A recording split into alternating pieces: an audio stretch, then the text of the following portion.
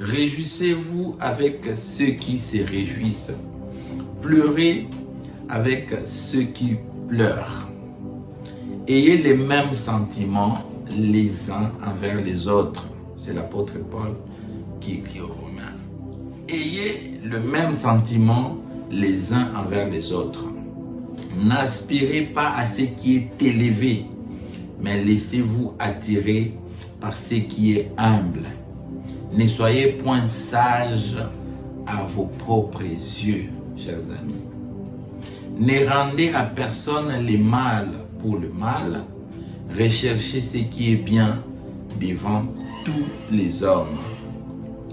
Ne vous vengez point vous-même, bien-aimés, mais laissez agir la colère, car il est écrit: à moi la vengeance, à moi la rétribution, dit le Seigneur. Mais si ton ennemi a faim, donne-lui à manger.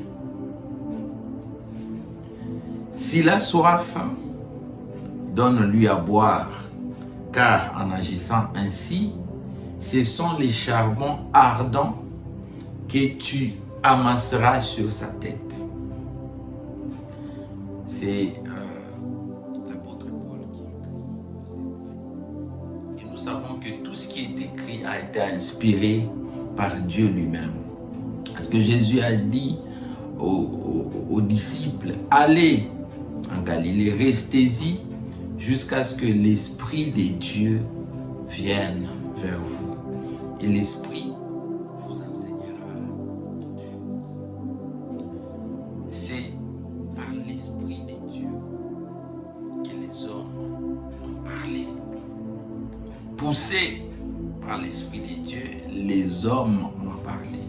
Et alors, cette parole, si vous lisez la Bible comme des simples lecteurs, vous ne comprenez absolument rien de la parole de Dieu. Mais si vous lisez la Bible en esprit, l'esprit communique quelque chose avec vous.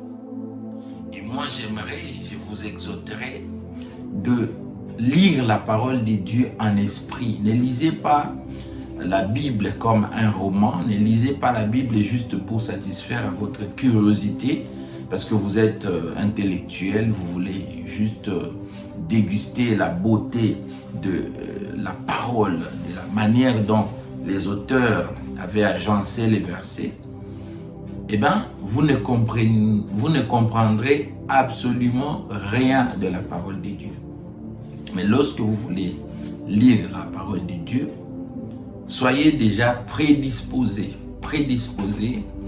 à comprendre la parole et demandez l'aide du Saint-Esprit pour vous donner la bonne interprétation de la parole de Dieu. La parole de Dieu dit: réjouissez-vous avec ceux qui se réjouissent, pleurez avec ceux qui pleurent. Nous avons constaté que dans nos églises aujourd'hui, il y a une disparité énorme, que ce soit des croyants, que ce soit des dirigeants, que ce soit des prédicateurs, de ceux qui sont appelés à nous donner la parole de Dieu.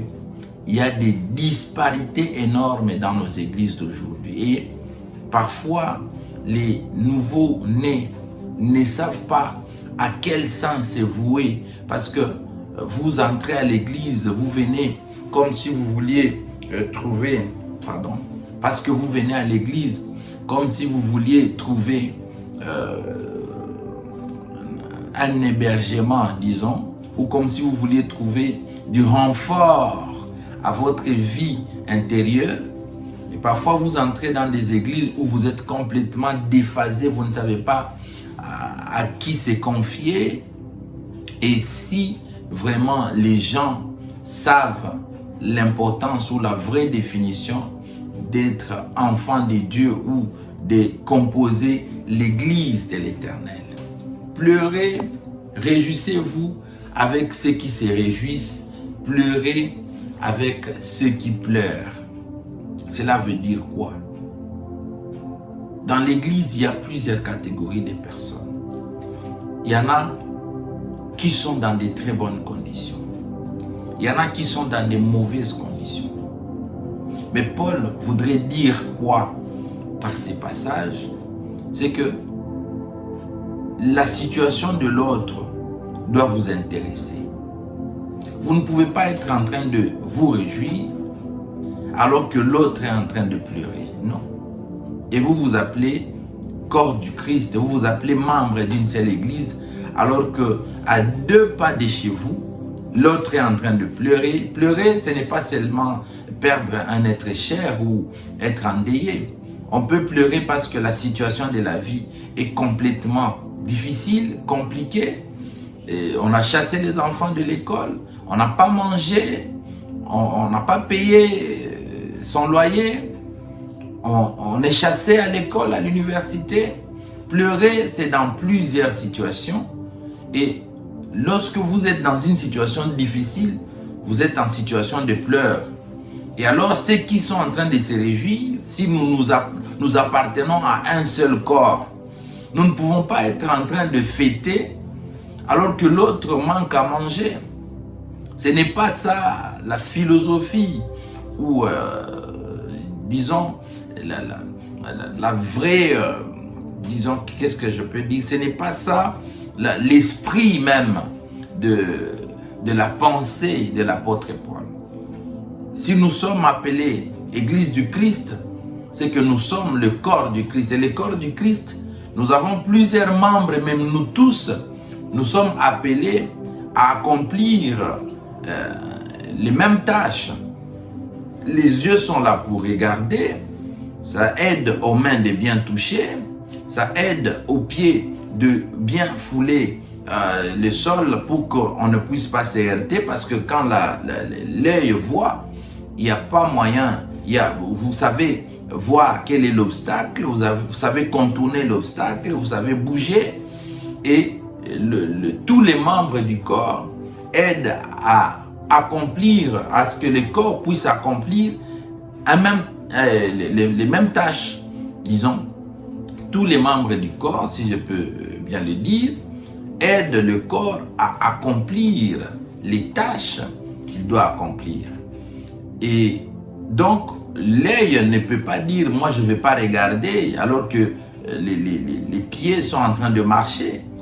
La main ne va pas dire « moi je ne vais pas toucher » alors que la bouche doit déguster ce qu'il doit manger.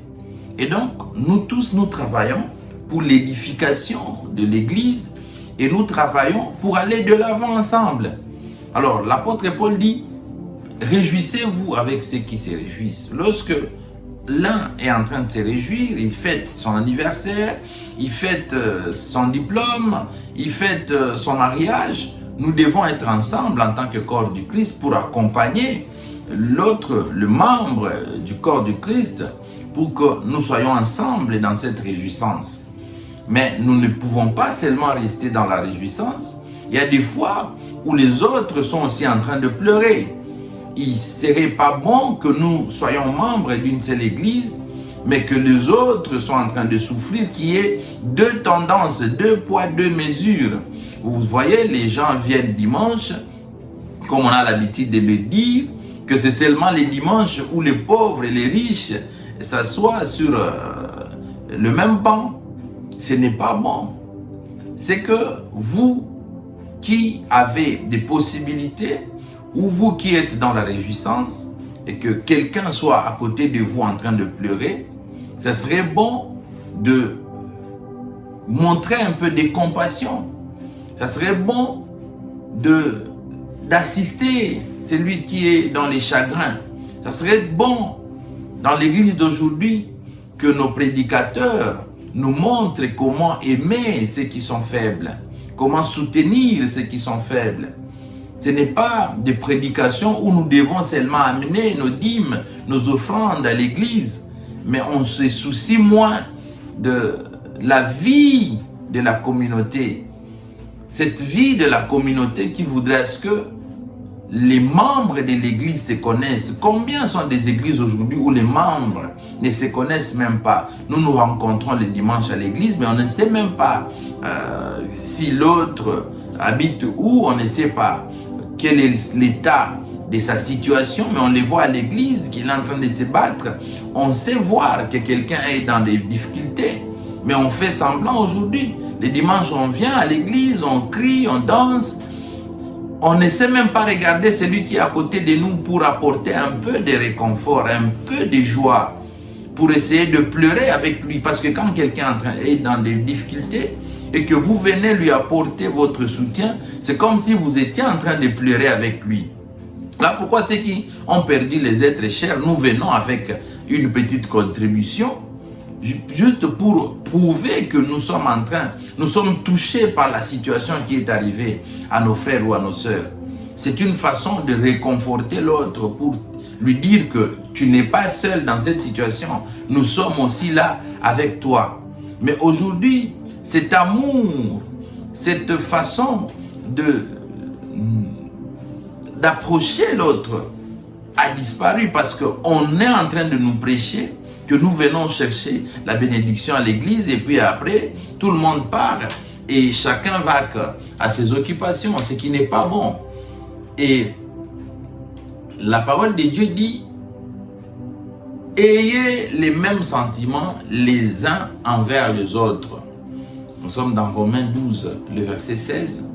N'aspirez pas à ce qui est élevé, mais laissez-vous attirer par ce qui est humble. Ne soyez point sages à vos propres yeux. C'est une parole très touchante. Ne soyez pas sages à vos propres yeux. Il y en a qui viennent à l'église, ils se croient sages, ils croient que nous aussi nous les trouvons sages. Non. C'est à vos propres yeux que vous croyez sages. Nous ne vous trouvons pas sages. Ayez les mêmes sentiments les uns envers les autres. Cela veut dire quoi? Nous venons à l'église aujourd'hui avec des préjugés. Vous voyez quelqu'un monter devant pour chanter. Oh lui, regarde-le, regarde ça, regarde ceci, regarde cela. Le prédicateur qui est devant en train de vous prêcher la parole de Dieu, vous êtes derrière juste pour critiquer. Regarde comment il s'habille. Lui, c'est un sapeur. Hein? Regarde comment il fait. Il ne devait pas faire ça. Nous n'avons pas les mêmes sentiments les uns envers les autres. Nous sommes pleins de préjugés aujourd'hui dans les églises. Les gens entrent à l'église pour voir comment l'autre viendra, comment il s'habillera, comment l'autre là va chanter. Est-ce qu'aujourd'hui l'onction va parler? Est-ce qu'aujourd'hui ça sera comment? Et en quittant l'église, on fait des ligablos, des groupes de personnes juste pour critiquer. Nous n'avons plus les mêmes sentiments les uns envers les autres. Les sentiments d'amour, les sentiments de confraternité, des sentiments là de comment vous allez porter les fardeaux de l'autre alors que vous n'avez même pas cet amour, cet attachement à l'autre. C'est très compliqué. Ayez les mêmes sentiments les uns aux autres. Ne soyez pas sages à vos propres yeux. Vous voyez d'autres amis aujourd'hui qui viennent à l'église, qui se croient que c'est eux les super chrétiens. Et ils ont touché la croix de Jésus. Et ils sont allés au ciel, ils sont rentrés. Ce sont les autres qui sont les petits chrétiens, qui ne comprennent rien de la parole de Dieu. Ils ont des prétentions, ils sont prétentieux. Ils ont une opinion sur tout, sur toute parole de Dieu. Ils ont une opinion. Donc, ils se font des experts en parole de Dieu. Ils se font des experts en chrétienté. Ce n'est pas sage. Ne soyez pas sages à vos propres yeux. Ne soyez pas sages à vos propres yeux. C'est ce que l'apôtre Paul est en train de dire aux Romains. Dans Romains 12, les versets 16. Ne soyez pas sages à vos propres yeux. Vous êtes prétentieux. Vous arrivez à l'église, même quand on ne veut pas de votre opinion, vous êtes toujours là les premiers à donner l'opinion aux autres. Vous êtes là toujours premiers à donner des leçons aux autres. Et si on regarde bien dans votre vie, vous n'êtes pas irréprochable. Vous n'êtes pas irréprochable. Vous avez des erreurs. Vous commettez d'ailleurs peut-être plus d'erreurs que les personnes que vous voulez conseiller. Vous êtes toujours là avec des opinions. Oh non, ça ne devait pas être comme ça. Tu vois, un enfant de Dieu doit être comme ça. Qui vous a demandé votre point de vue? Qui vous a demandé vos conseils? Vous-même dans votre vie là, est-ce que vous êtes digne de prodiguer même des conseils? Regardez-vous d'abord vous-même, faites l'introspection. Nous ne voulons pas entrer dans votre vie, faites vous-même l'introspection avec l'Esprit de Dieu qui vous convainc. Est-ce que vous êtes digne de donner un conseil? Est-ce que vous êtes digne d'avoir des opinions sur toutes choses et sur tout le monde à l'église? Vous êtes un expert. Vous avez toujours des opinions sur tout le monde. Ah, la sœur là ne devait pas s'habiller comme ça. La sœur là ne devait pas sortir avec tel autre frère. L'autre frère là ne devait pas parler avec l'autre là. Qui vous a établi expert en opinion à l'église ou dans nos assemblées? Est-ce que vous êtes digne de nous donner des conseils, de nous donner la morale? Vous allez voir un prédicateur qui, au lieu de prêcher la bonne parole, la parole de Dieu, il entre dans la vie privée des gens. Il entre dans la morale. D'ailleurs, cette maman-là, elle ne donne pas sa dîme. Celle-là aussi, je ne la vois pas ces derniers temps à l'église, c'est qu'elle est dans les péchés. Qui vous a établi? Attelez-vous à faire le travail que Dieu vous a donné. Dieu a donné à chacun les dons selon sa grâce. Et c'est selon la grâce, nous sommes le corps du Christ. Selon la volonté de Dieu.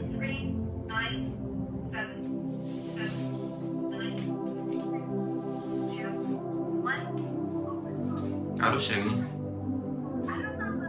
Oui?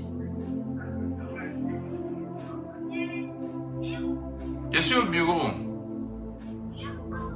Oui.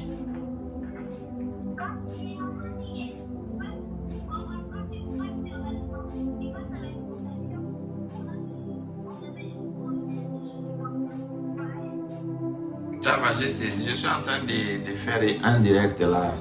Je vous rappelle après. Je suis sur un direct, je vous rappelle. Je suis en train de prêcher.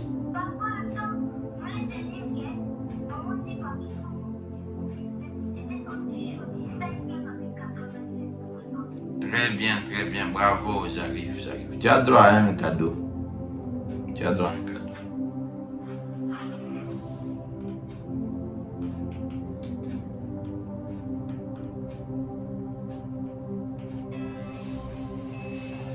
Qui vous a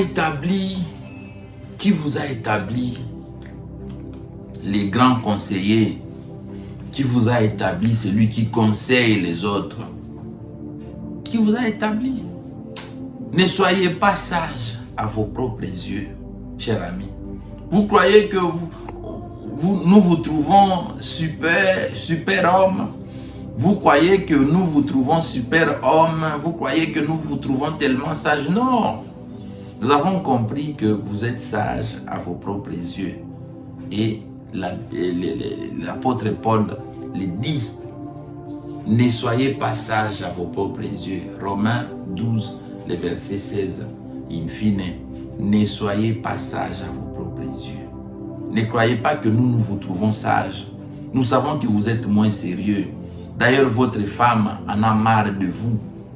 Votre femme, lorsque seulement elle ouvre la bouche pour dire quelque chose, c'est de dire que vous êtes en train de... Vous n'êtes pas sérieux même chez vous à la maison. Les enfants, vos enfants savent que vous n'êtes pas sérieux chez vous à la maison. Tout ce que vous venez nous vendre dehors là, ce sont des comportements juste pour nous montrer des faciès, des façades, que vous êtes un bon chrétien. Mais chez vous à la maison, vos enfants savent que vous n'êtes pas un bon chrétien. Dans les quartiers, on sait que vous n'êtes pas un bon chrétien. Dans les quartiers, on sait que vous êtes un aventurier, un farceur, un coureur de jupons. C'est quand vous prenez des dettes, vous ne payez pas. Vous êtes un menteur. Quand vous venez solliciter un service, vous ne payez pas, vous ne suivez pas par là. Le paiement ne suit pas.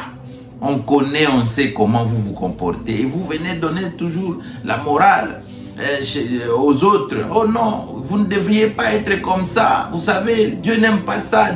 Qui vous a établi L'apôtre Paul vous dit, ne soyez pas sages à vos propres yeux. Nous savons que vous n'êtes pas sérieux. Cherchez d'abord l'Éternel en vérité.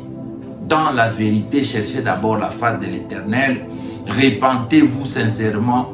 Cherchez l'œuvre de la croix, que l'Esprit de Dieu entre en vous et qu'il fasse de vous d'abord un bon enfant de Dieu, un bon chrétien.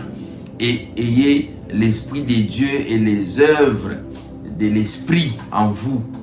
Quand vous serez transformé, le quartier verra que ce n'est plus l'ancien vous, mais c'est maintenant Jésus-Christ qui vit en vous. Quand vous serez transformé, maintenant à l'église, on verra que le frère tel, ce n'est plus lui qui vit, mais c'est Jésus qui vit en lui. Et vous n'avez pas besoin de faire la publicité. Lorsque l'Esprit de Dieu est en train de conduire votre vie, cela se manifestera à l'extérieur. Parce que en réalité, nous sommes d'abord esprit avant d'être charnel. Et quand tout va bien à l'intérieur, ça se manifestera. Vous n'avez pas à crier que vous êtes un bon chrétien. Ça se manifestera à l'extérieur que celui-ci, c'est un modèle à suivre. Ne rendez à personne les mal pour les mal. Recherchez ce qui est bien devant tous les hommes. Aujourd'hui, c'est très difficile dans nos églises. Même le pardon est devenu très difficile, c'est très compliqué. Akomo Nangai, il va me voir, il va me sentir. Je dois lui montrer que je suis quelqu'un. Je dois lui montrer que moi aussi je peux. Nous n'arrivons pas à nous humilier. Nous n'arrivons pas à rendre les biens pour les biens. Quelqu'un qui veut nous aider, mais quand nous nous détournons seulement de lui, quand nous donnons seulement le dos, nous commençons à injurier, nous commençons à dire des choses bizarres sur la personne. Pourtant, elle est venue nous faire du bien. Elle est venue avec son cœur sincère pour nous faire du bien. Et même quand quelqu'un veut te faire du mal, ne rendez pas le mal pour le mal. La parole de Dieu l'interdit. Quelqu'un veut te faire le mal, dis-lui, mais monsieur, pourquoi vous voulez me faire du mal? Rendez-lui le bien. Quelqu'un voulait te voler, donnez-lui quelque chose. Monsieur, vous voulez voler? Bon, vous avez besoin de quelque chose. Je vous donne un 2000 francs, un 3000 francs. Allez chercher quelque chose à manger. Quelqu'un qui voulait vous faire du mal, ne lui rendez pas forcément le mal. À Dieu la vengeance, à Dieu la rétribution. Laissez Dieu s'occuper lui-même de la méchanceté des hommes. Rangez-vous. Laissez Dieu s'occuper lui-même de la méchanceté des hommes. Laissez Dieu lui-même s'occuper de la méchanceté des hommes. À lui la vengeance, à lui la rétribution. Ce n'est pas à vous de vous battre pour que celui qui vous a fait du mal entende parler de vos nouvelles. Non, non, non, ce n'est pas à vous. Laissez à Dieu de s'occuper de celui qui vous veut du mal. Passez beaucoup de temps dans la prière, à prier. Dites à Dieu, si vous avez des plaintes à faire, faites des plaintes. Adressez-vous à Dieu. Dites à Dieu que les gens vous veulent du mal. Et Dieu, lui, celle qui dit à moi la vengeance, à moi la rétribution, va s'occuper de vos ennemis. Dieu va s'occuper, il s'occupe très bien de nos ennemis. Moi, j'en ai l'expérience. Lorsque quelqu'un me veut du mal, ce que j'ai dit à Dieu, c'est que moi, mon cœur étant sincère, je n'ai pas des pensées malsaines en moi contre le frère, contre la sœur. Mais que ce que lui est en train de penser contre moi, je fais seulement le retour à l'expéditeur. Que Dieu lui fasse vivre ce qu'il veut que moi je vive. S'il est en train de comploter le mal à mon égard, que lui-même vive ce mal-là et que moi je sois indemne. Je n'ai pris pas mal contre eux. Je dis seulement ce qu'il est en train de comploter contre moi. S'il est en train de comploter du bien, que c'est bien là lui arrive. Mais si c'est le mal, je fais seulement le retour à l'expéditeur et Dieu sait s'occuper de nous. Si nous allons vers Dieu pour qu'il s'occupe de nos ennemis, il sait les faire mieux que nous. Il sait les faire mieux que nous. Dieu sait s'occuper de nos ennemis mieux que nous.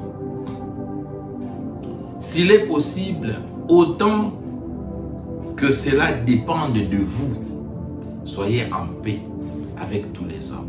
Autant que cela dépend de vous, soyez en paix avec tous les hommes. Même tous ceux qui vous en veulent le mal, même tous ceux-là qui sont en train d'aller dire de n'importe quoi aux gens contre vous, si cela dépend de vous, soyez en paix. C'est difficile, oui. Dans le monde d'aujourd'hui, où les gens, nous vivons dans le monde des réseaux sociaux, nous vivons dans le monde où tout va à la vitesse supérieure. Mais vous pouvez vous réveiller un matin, vous trouvez quelqu'un laisser un message bizarre sur le site, sur TikTok contre vous, sur Facebook, sur je ne sais pas WhatsApp. Vous n'avez pas à vous enflammer. Aussi longtemps que vous savez que vous n'avez pas quelque chose, vous ne vous reprochez de rien en vous. On dit si cela, la parole de Dieu dit, si cela ne dépend que de vous. Donc soyez humble, ne vous enflammez pas. Soyez en paix avec tout le monde. Même avec vos ennemis, soyez en paix avec eux. Plus ils vous combattent et qu'ils voient que vous ne changez pas d'attitude. Il y a des gens qui viennent nous combattre juste pour que nous changions d'attitude. Pour que nous soyons agités. Pour que nous ne puissions pas prier. Pour que nous ne soyons pas focalisés sur l'éternel, sur nos objectifs et sur ce que nous devons faire. Il y a d'autres combats qui sont comme une distraction. Ils viennent juste irriter nos cœurs pour que nous n'ayons plus suffisamment de temps pour prier, pour que nous n'ayons plus suffisamment de temps pour méditer la parole de Dieu et pour nous concentrer à l'essentiel. Et si vous entrez aussi dans ce genre de choses, vous tapez à côté. Vous allez loin de Dieu, vous allez loin de votre destinée. Et le diable, quand il vous éloigne de Dieu, c'est juste pour vous attraper et vous faire ce qu'il veut. Ne soyez pas distraits, soyez en paix. Aussi longtemps que cela dépend de vous, soyez en paix avec tout le monde, même avec vos ennemis. Ça, je vous l'ai dit. Aussi longtemps que cela dépend de vous, soyez en paix avec tout le monde. C'est pas facile, mais c'est faisable. C'est pas facile, mais c'est faisable. Soyez en paix avec tout le monde, même avec vos ennemis. Même avec cette personne-là du quartier qui chaque jour, vous savez qu'il dit des choses contre vous. Soyez en paix avec lui. Quand vous les voyez, saluez-les. Dites-lui bonsoir, bonjour. Je vous aime, Dieu vous aime. Je vous bénis au nom de Jésus. En faisant cela, Dieu lui-même sait s'occuper de vos ennemis. Dieu lui-même sait s'occuper de celui qui vous veut du mal. Dieu lui-même sait s'occuper de celui-là qui veut vous détruire, qui veut détruire votre réputation. Dieu lui-même va s'occuper, il s'occupe très bien de celui qui veut que vous soyez dans la disette, que vous soyez dans l'opprobre. Si cela dépend de vous, soyez en paix avec tout le monde. Et moi, je vous recommande cette paix. La paix que vous cherchez avec les autres, ce n'est pas seulement pour les autres. La paix que vous cherchez avec les autres, c'est d'abord pour vous-même. Lorsque vous êtes en paix avec les autres, vous êtes en paix avec vous-même. Et lorsque vous ne vous reprochez de rien, vous priez, vous sentez l'être spirituel, l'être intérieur qui est en vous, vous poussez toujours dans les choses spirituelles. Lorsque vous êtes en paix avec tout le monde, vous pouvez bien prier, vous pouvez bien méditer la parole de Dieu, vous pouvez même entrer en contact direct avec Dieu, même dans vos rêves ou dans tout. Dieu vous révèle beaucoup de choses quand vous êtes en communion avec lui. Mais lorsque vous vous laissez emporter par tout vent qui vient, tout vent qui arrive, ça vous transporte, vous devenez comme je ne sais pas quoi. C'est à vos risques et périls. Vous ne serez pas un bon chrétien en étant facilement transportable par les vents, par n'importe quel vent. Vous ne serez pas un bon chrétien si à tout vent qui passe, ça peut vous amener comme un sachet, comme un papier. Vous devez rester ferme.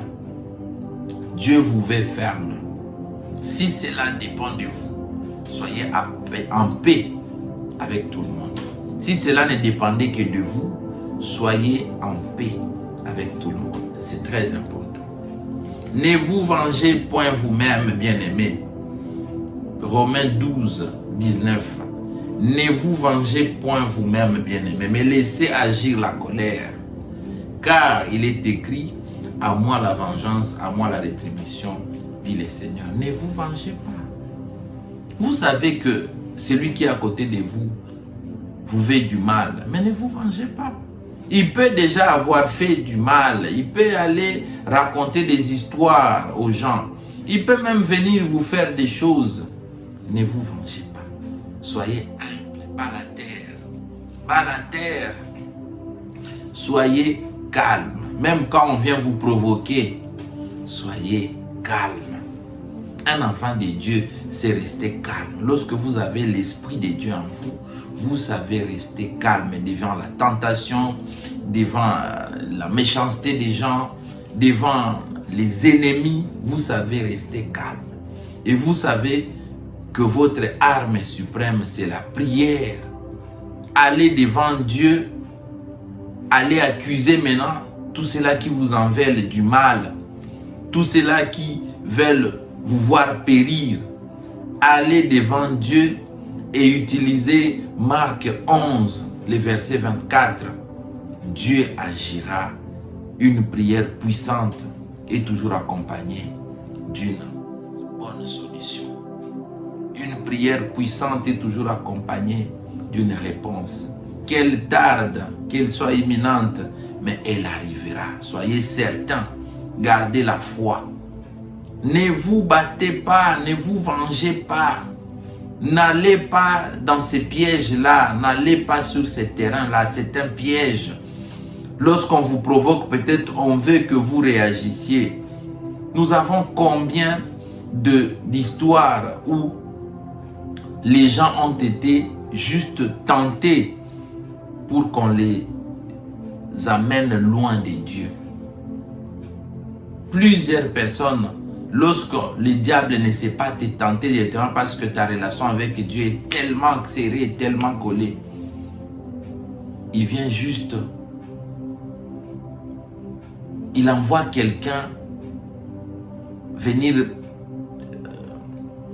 introduire quelque chose dans ta vie, il envoie quelqu'un juste venir te provoquer, juste pour que lorsque tu vas réagir, tu sortes du cadre du Saint-Esprit, tu sortes de la parole de Dieu, tu sortes de l'onction, tu sortes de la protection, tu sortes de l'abri du Très-Haut. Et que lorsque tu sors de l'abri du Très-Haut, il fait quoi? Il te pique et maintenant il te fait ce qu'il veut. Gardez votre sang-froid. Ne vous vengez pas. Je vous exhorte, ne vous vengez pas. Laissez à Dieu la vengeance. Laissez à Dieu la rétribution. Et lorsque Dieu se venge sur son enfant, Dieu sait le faire. Dieu sait bien et mieux le faire plus que nous-mêmes. Lorsque Dieu se venge contre son enfant, lorsque Dieu veut protéger son enfant, il sait bien le faire. Et il va jusqu'au bout. Vous pouvez vouloir vous venger, vous tombez dans les pièges. Et là, vous trouvez le diable en train de vous attendre avec les bras bien ouverts. Bien ouverts. Donc, ne vous vengez pas. Et le dernier verset dit, que nous avons lu aujourd'hui, les Romains chapitre 12, le verset 20. Mais si ton ennemi a faim, oh là là, c'est très fort, donne-lui à manger. S'il a soif, donne-lui à boire. En agissant ainsi, ce sont les charbons ardents que tu amasseras sur sa tête. Est-ce qu'aujourd'hui nous avons encore le courage de donner quelque chose à manger à nos ennemis? Avec la configuration actuelle, pose-toi la question. Fais l'introspection. Est-ce que tu as le courage ou la capacité, la possibilité, pardon, est-ce que tu as le courage, la possibilité ou la capacité de donner quelque chose à manger ou à boire à ton ennemi. Si tu n'es pas arrivé à ce niveau-là, sache que tu as encore une marche à faire avec Dieu. Tu as encore une marche à faire pour t'humilier, comprendre comment s'humilier devant Dieu. C'est très important. Quelqu'un peut vouloir te faire du mal. Fais-lui le bien. Ce sont des charbons que tu mets sur sa tête. Quelqu'un veut te dribbler. Fais-lui le bien. Laisse-le te dribbler. Ajoute quelque chose sur ce qu'il fait. Ce sont des charbons que tu es en train de mettre sur sa tête. Quelqu'un veut te voler. Laisse-lui les bien voler. Ajoute encore quelque chose sur ce qu'il t'a volé. Ce sont des charbons ardents que tu es en train de mettre sur sa tête. Et ce qu'il fera à l'encontre de la volonté de Dieu n'ira jamais loin. Il n'y a pas de prospérité dans les péchés, cher ami. Il n'y a jamais eu de prospérité dans les péchés. Tout ce que vous faites dans les péchés, sachez bien que ça n'arrivera pas loin. Ça n'ira pas loin, ça ne fera pas long feu. Tout ce que vous faites, en sachant que vous le faites dans les péchés, pour nuire les autres, pour nuire à la réputation des autres, pour nuire au bonheur des autres, sachez que ce sont les charbons ardents que vous êtes en train de mettre sur vos têtes. Et vous n'aurez jamais accès au bonheur en causant du tort aux autres. Vous n'aurez jamais du bonheur en causant du tort à ceux qui vous entourent.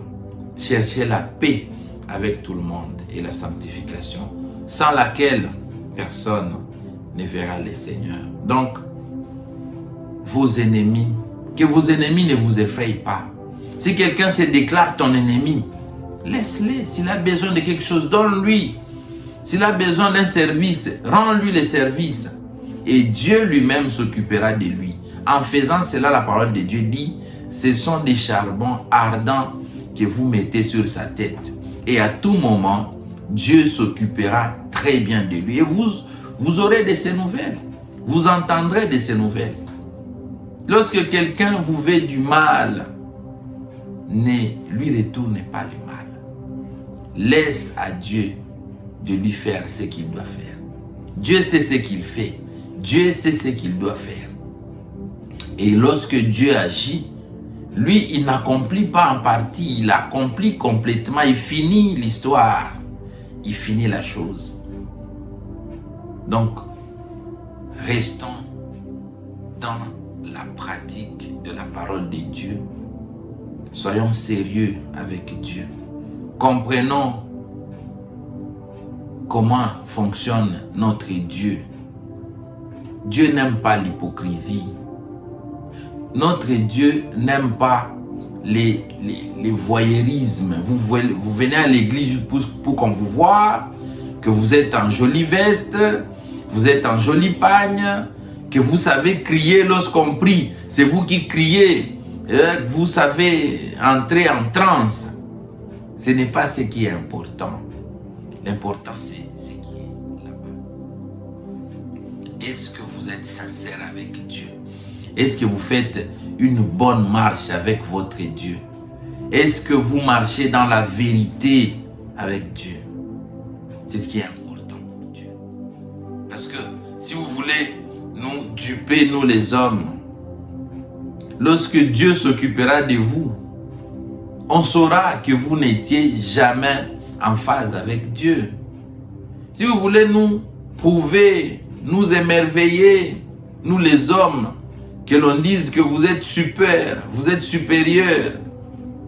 Lorsque Dieu nous montrera que vous n'avez jamais été son enfant, qu'il ne vous a jamais compté parmi les siens, le monde entier verra. L'hypocrisie, ce n'est pas bon. Si vous venez à Dieu, venez dans la sincérité, venez dans la vérité. Et là, vous goûterez la bonté, vous goûterez les biens, les miels qui est dans les saluts. Vous serez comme nous. Nous ne vivons que par la foi. dans cette ville où nous sommes aujourd'hui, où ceux qui sont avec nous connaissent la réalité. Sans Dieu, nous ne pouvons rien faire, absolument rien. Et voilà pourquoi nous nous attachons à Dieu dans la vérité, dans la sincérité. Nous savons qu'il y en a beaucoup qui sont dans des faussetés. Que ce soit les églises, que ce soit les pasteurs, que ce soit les prédicateurs, que ce soit les prophètes. Il y en a beaucoup qui sont dans des faussetés. Mais les vrais aussi, il y en a. Et moi, je vous exhorte d'être vrai avec Dieu. Je vous exhorte d'être sincère avec Dieu. En étant sincère avec Dieu, vous ne perdez absolument rien. Vous y gagnez à tous les coups. Parce que lorsque vous vous agenouillez pour prier, Dieu est là, il vous écoute. Lorsque vous êtes sincère avec Dieu, tout ce que vous faites est agréé par Dieu. Tout ce que vous demanderez à mon nom, croyez que vous l'avez reçu et vous le verrez s'accomplir. Lorsque vous êtes avec Dieu, vous marchez. Lorsque vous marchez avec Jésus, vous savez que vous allez quelque part. Voilà. Lorsque vous marchez avec Jésus, vous avez la certitude que vous allez quelque part. Mais lorsque vous marchez seul, vous voulez montrer que vous êtes fort, que vous pouvez marcher sans Dieu, vous pouvez vous conduire seul. Ah, mon ami, sachez que vous n'irez nulle part. Vous tournerez à rond comme les enfants d'Israël qui ont fait une route où ils devaient faire 40 jours seulement de l'Égypte à Canaan. Ils ont fait 40 ans parce qu'ils voulaient parfois marcher seuls sans Dieu. Et lorsque vous marchez sans Jésus, vous n'allez nulle part, mes chers amis. Mais lorsque vous cherchez à vous humilier pour que Dieu vous prenne par la main et vous fasse avancer, là vous allez quelque part.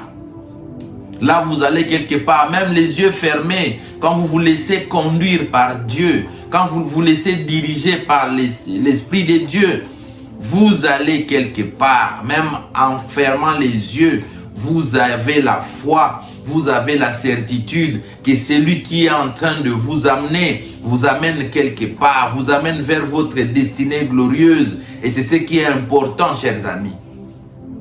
Ne marchez pas seul. Ne croyez pas que vous êtes capable de vous conduire, non. Ce monde, c'est un monde des esprits. Ne croyez pas que vous êtes capable de vous conduire seul. Les esprits voient quand vous êtes seul et ils vous amènent où ils veulent vous amener.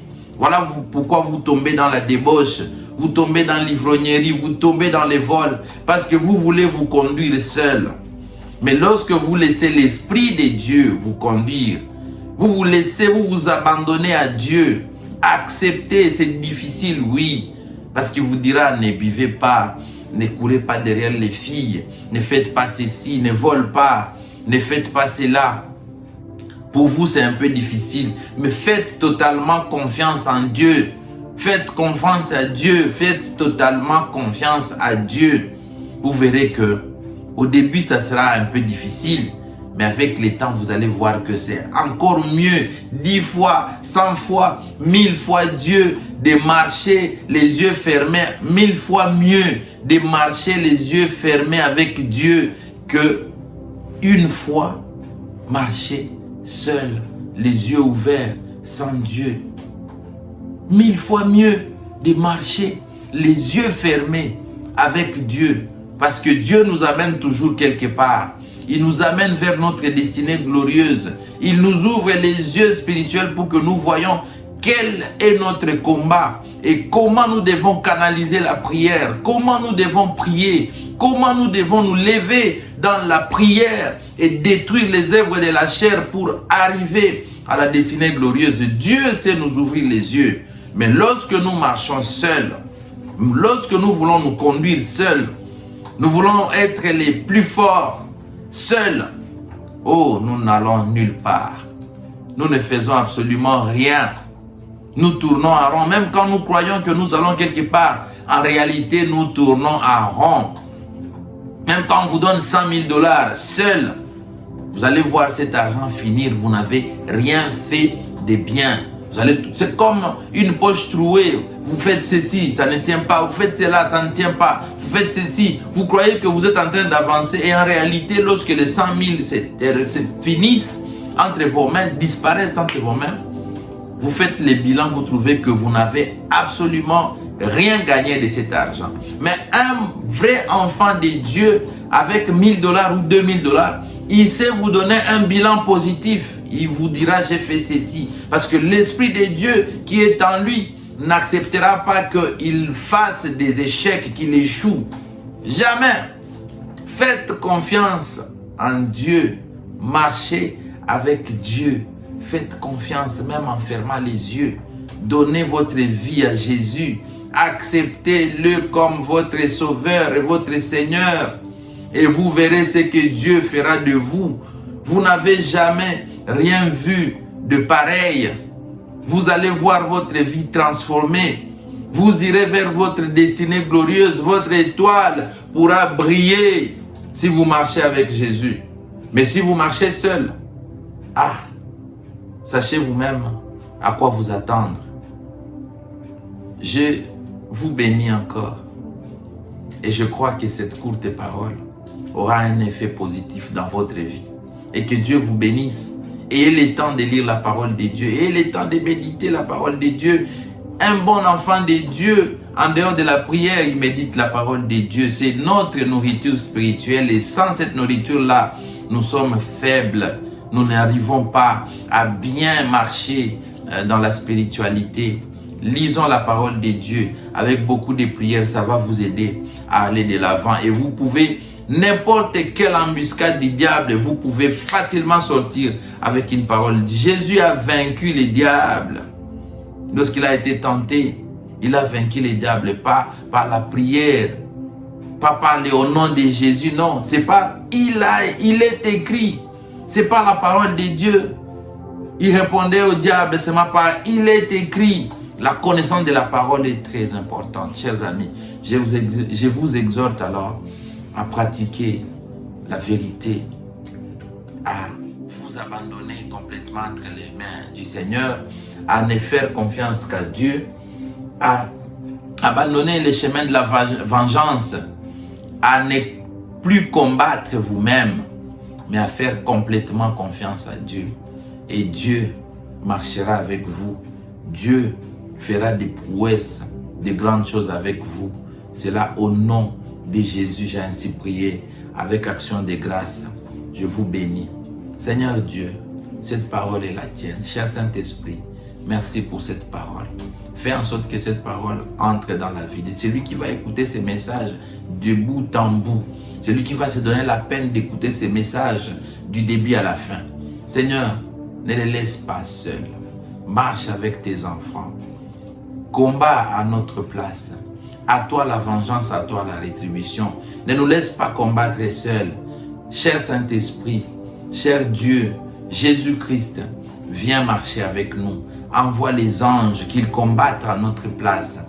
Envoie les anges qu'ils viennent faire ce que nous devions faire parce que nous te faisons complètement et totalement confiance et nous savons qu'en marchant avec toi, nous marchons dans la sécurité, dans la certitude, dans la vérité, dans la quiétude, dans la paix. Nous marchons dans le bonheur avec toi.